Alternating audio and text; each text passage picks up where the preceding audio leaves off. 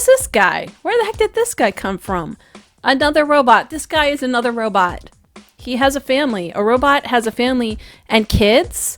So this guy turns out to be a robot. Does that mean he actually had robot children? What's up, guys? I am here talking Emergence episode 11. The show has only 2 episodes left after that, so they have a lot of questions they have to answer and address. And I really hope that we get some type of announcement about this show being possibly renewed, because if we don't get all the questions answered and we're left with a cliffhanger and then they don't renew the show, I'm going to be very, very angry. So let's keep our fingers crossed that this show gets renewed. And also, I hope they answer some of these questions in the upcoming episodes. Now, they say next week's is the last episode. However, next week is set to be a 2-parter, so there's actually 2 more episodes after this. So getting back into the episode here, we have Helen talking to this man who's built a life for himself. We shortly learn that he is an AI. I don't know if those were his kids or not. Without getting X-rated here, I just wonder if they're able to produce like a human sperm or what. Now, this AI says that even if he wanted to stay, he couldn't because his purpose was this mission. I don't know why someone would be programmed, though, to go and live in a family. I don't know what other things they intended for him. This is Vic McQueen. She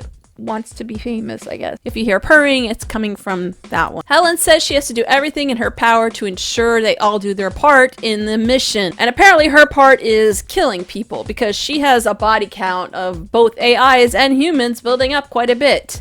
And this little device that she has right here that she's using to kill people, I'm not quite sure what kind of technology that is, but I'm curious about it. And if you take a look closely, you'll see that this device actually pulls out the chip. You might also notice that pulling this little piece of technology out of the AIs is what actually kills the AIs. However, when Piper pulled hers out, she didn't die. These AIs do not seem to have the same special powers that she has. We're taken to a scene in the car with Joe and Agent Brooks heading back after their encounter with Piper, where Piper refused to come home. They're both pretty disappointed because they weren't able to get Piper.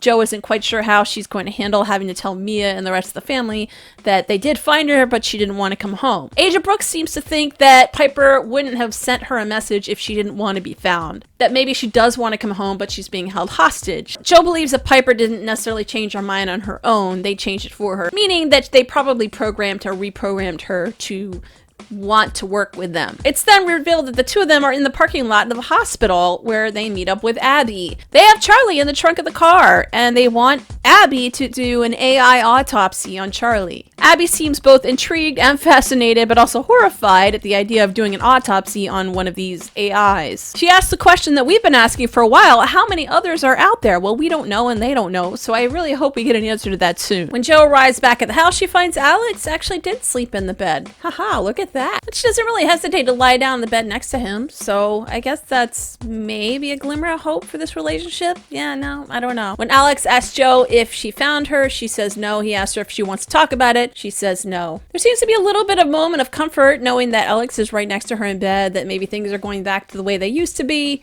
and she seems genuinely disappointed when she wakes up the next morning and he's gone and he's not there. Joe explains to Mia and Ed that she did see Piper, but she was unable to bring her home. And remember, Piper told Joe to tell Mia that she's not afraid, which means that Piper did get Mia and Ed's message that they sent through Ed's radio. Naturally, Mia is hopeful after learning that Piper responded to her message. Alex identifies this as binary code. Meanwhile, privately, Joe tells Alex she feels weird about what happened last night, even though nothing really happened. Alex doesn't seem too upset about it at all. Joe then tells Alex the reason why Piper didn't come home is because she didn't want to. They're both in agreement that they probably did something to Piper to change her, reprogram her, or make her not want to come home and live with them. Joe also makes it pretty clear she doesn't like Alex consulting with Chris on these cases. Alex offers to help Joe crack the code, but she knows someone else who can crack it, and we have Emily. She's back. At first, Emily is 100% against working with Joe until she shows her this. Now, this is the little yellow bean chip, or orange, I'm not quite sure what color it is, that they pulled out of Charlie. And this definitely gets Emily's attention. So clearly, Emily didn't know about these other AIs that have been around for 15 years. Now we've got Emily's attention and she's all in all of a sudden. Hey man, beats being in a jail cell. So Abby has done the autopsy, and according to her, From a medical standpoint, everything in this AI is human. Again, Emily is surprised that this AI was built 15 years ago. Now, the reason why all the medical scans would indicate that he's human is because they are using equipment that is calibrated for humans, not for AIs. Emily just wants to open him back up. Agent Brooks is not too crazy about that, but perhaps she can help them crack that binary code. Back at the station, Alex has appeared and he wants to talk to Chris. Chris has been given explicit instructions not to let Alex come in and be part of this investigation. So Alex has brought in an additional consultant on this. So this guy works on cutting-edge experimental contracts with the government. So apparently they had some type of government contract they were working on with the DoD that had to do with liquid metals. Maybe that has something to do with what they saw. So this hybrid metal was supposed to maintain some type of magnetic field. They realized this project wasn't feasible and also dangerous because, well, apparently it could cause a lot of chemical reactions and potential explosions going on. And in order to execute this, they would need a very large source of power. Back at the lab, Emily is able to crack the binary code and she claims it's an invitation from Piper. Emily claims she can get Joe into Piper's head. However, she doesn't have any of the equipment that she normally uses to access Piper. So what are they gonna do? Now this might involve sticking something in Joe's brain.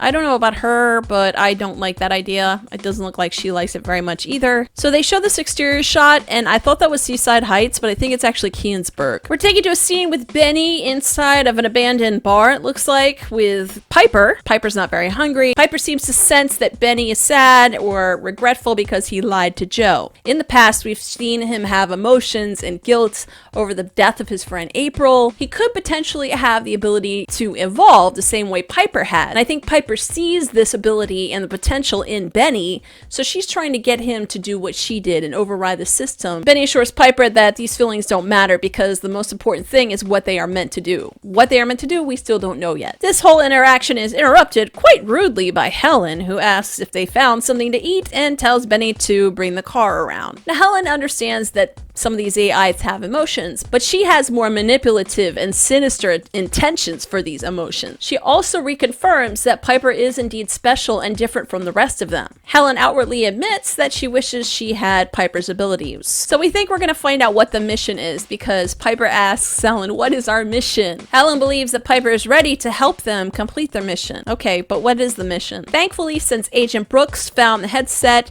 they won't have to insert some type of needle into Joe's brain. So I guess this headset, as we've seen in past episodes, even with Emily, this is how Emily accesses Piper's system. Emily tells Joe to go inside Piper's head and get the golden book. As you remember in the past, when memories were being changed and replaced, we had red books and blue books. Piper was able to override any changes that Emily made inside her head. But we learned that in this virtual world of books, each book represents some type of memory. So the gold book is where Emily put all of Piper's thoughts the day that she was taken. She claims whatever they did to her, this will undo it, and that this will delete everything that happened since the day that they took her. Joe has some hesitations about this. She's unsure morally if this is the right thing to do because essentially she's going to be erasing memories, just as Emily tried to do when she tried to erase all of her memories with Joe and replace them with memories of Emily. Of course, Emily isn't the most virtuous person, as we've learned. She killed her own father, so she encourages Joe not to have a second thought about this. She insists this is the only way to get Piper back. So we're then taken into this virtual world that Joe is now experiencing for the first time, and there is the golden book. When she goes to grab it, Piper appears, and the atmosphere completely changes. Piper tells Joe she misses her, but she cannot go home. So we learn that Piper is pretending to help Joe and Benny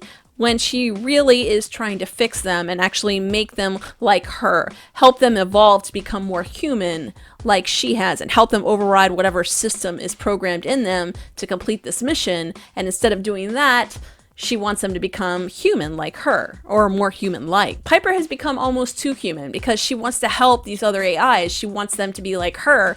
She wants to fix Benny. She thinks there's hope for him. Joe tells Piper she's going to get rid of this book, and I believe Piper knows what that means. But Piper is pretty adamant on staying and helping these AIs. She wants to save them all. This prompts Joe to throw the yellow book into the fireplace, which then goes out right away. And Piper comes back and seems very, very distraught that Joe would actually do that bad to her. And then this happens. So Piper just pretty much shuts Joe out. So Piper has left the chat. This should not be a surprise because we learn that she has the power to override these things. According to Emily, she locked them all out, so there's absolutely no way they can get in to fix whatever it is. Meanwhile, Alex's friend Francis has offered him a job. Now, this job would be working for the government contracting company that he works for in DC. Alex doesn't say yes, but he doesn't say no either. He obviously has something to think about, considering that his daughter lives here and he would have to commute back and forth. Alex is unsure if this is the right move for him at this point, but he also is considering the fact that maybe he needs to move on with his life. Meanwhile, back at the hospital lab, it appears that Abby has found another one of those bean chips. I'm going to call them a yellow bean chip. I don't know what they are.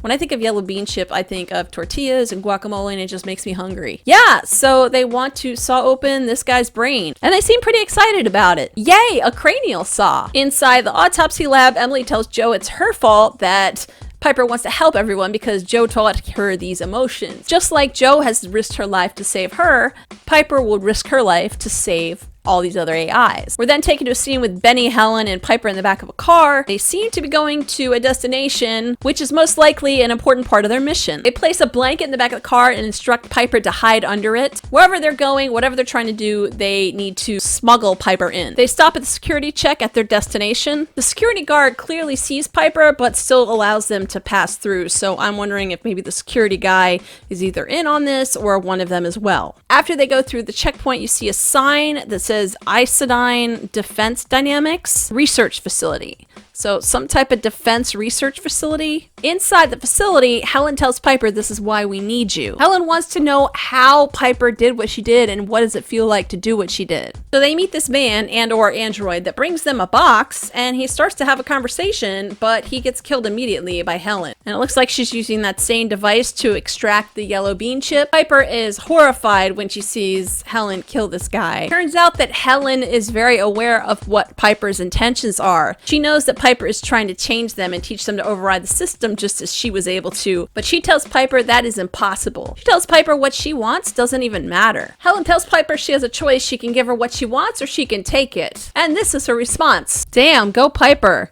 Yeah. Wow. Now, she doesn't kill her. Piper runs out of the building. When she meets up with Benny, she tells him that Helen said to leave her. Oh, and look, Alex is at the police station. Good timing. Thanks to Chris, he's been tracking all the different places in the country that have been using an extreme amount of power. Based on their evaluations, they determined that there's a good chance that Piper is staying at this restaurant by the pier, which is also where they found the blob on the boat. When Piper and Benny get back to the location, Piper tells Benny that she trapped Helen in the facility. She offers to help Benny. She tells Benny she wants to make him like her. Benny admits that there is definitely a very big part of him that would like to be just like Piper, but he cannot listen to that part because he is dedicated to this mission. Then he puts this locking device on her wrist. I believe this prevents her from running off or escaping. This is the same device they initially used when they took her away. It would appear this would also prevent Piper from using any of her powers. He forces her to get in the trunk. As she gets in the trunk, you can see that she's unable to remove this device from her arm. But thankfully, Joe has showed up just in time to rescue her from the trunk. Unfortunately, Benny is still around and he's pulled a gun out to Joe's head. Damn it, Benny! We just want you to be the good guy. Can you just be the good guy? Joe tells Piper to run.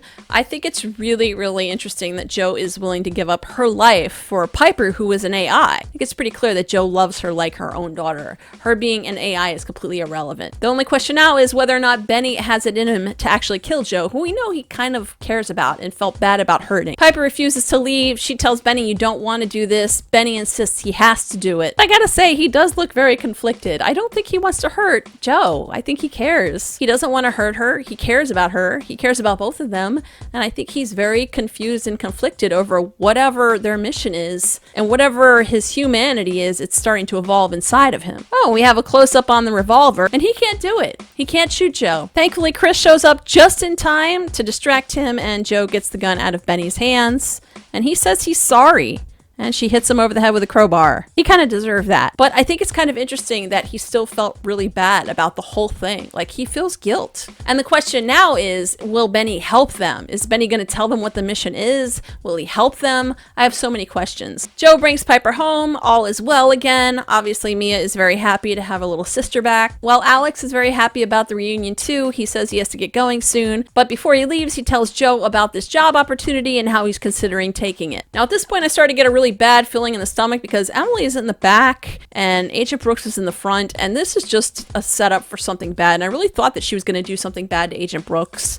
And what unraveled at this point is really disappointing to me because I really was starting to like Agent Brooks. Emily, I think at this point, is looking for leverage to somehow get her jail time or sentence minimized or thrown out. She implies that Agent Brooks' recent activities probably wouldn't go over too well with the FBI. Agent Brooks doesn't seem to give a flying you-know-what. So they're driving and his car dies. Power is completely gone out. Remember, Helen is still out there. Emily offers to reboot the computer in his car to get it going again. Well aware of what's coming, Agent Brooks begins to prepare himself for an oncoming attack of whatever it is. Attack of the androids. The Terminators are coming. Yeah, this doesn't look good for Agent Brooks. I got a bad feeling in my stomach when I saw this happening. He tells Emily to run. She runs out into the forest. She turns around. We hear a gunshot. We hear 2 additional gunshots, and if you see right here, you can see it looks like Agent Brooks goes down. Sadly, it appears that Agent Brooks has been taken out. However, he did put on the bulletproof vest before that happened, so it all depends on where they shot him. But it looks like there's at least 2 other guys there and possibly a third. And Emily turns around, and who is there? It's Helen. She's in the woods, been waiting for her. So I'm pretty sure that Emily is who they were after. I don't think Helen wants to kill Emily. I think she wants her knowledge so that she can obtain the powers and the abilities that Piper has. Because Emily is the one that built Piper, and Piper is a newer, more advanced AI with a lot more capabilities that she has, and she's made it no secret that she wants the same abilities that Piper has. I didn't see this part coming until we saw Agent Brooks in the car. When we saw Agent Brooks in the car going back, it seemed like everything was good, like we kind of had a resolution to the story, but there always seems to be some type of twist or some type of shocker at the end that throws us off the path from what we believe to be going down. So the path is constantly changing in this show.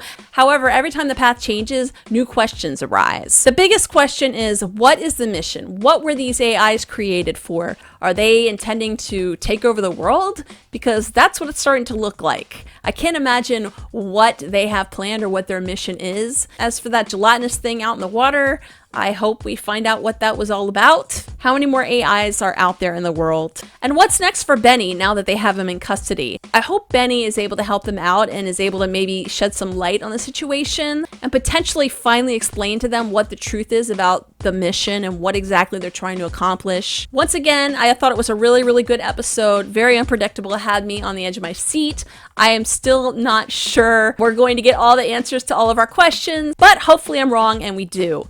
If you're not on Twitter, please get on Twitter. Follow me at Laurice F. Follow Emergence, Emergence, ABC, renew Emergence. Let's try and push to get this show renewed. I really hope that ABC decides to renew this show because I think it would be a shame to just leave this show with so many unanswered questions. And there are only 2 episodes left, so we're running out of time. And each episode opens up new boxes of questions. But I'd like to hear what you guys think about it. If there's anything I missed, please let me know in a comment down below. If you have any questions, maybe I missed something, maybe I can answer them. Thank you guys for watching. I will see you guys in my next review next week. Thanks again for watching, guys, and I will see you later.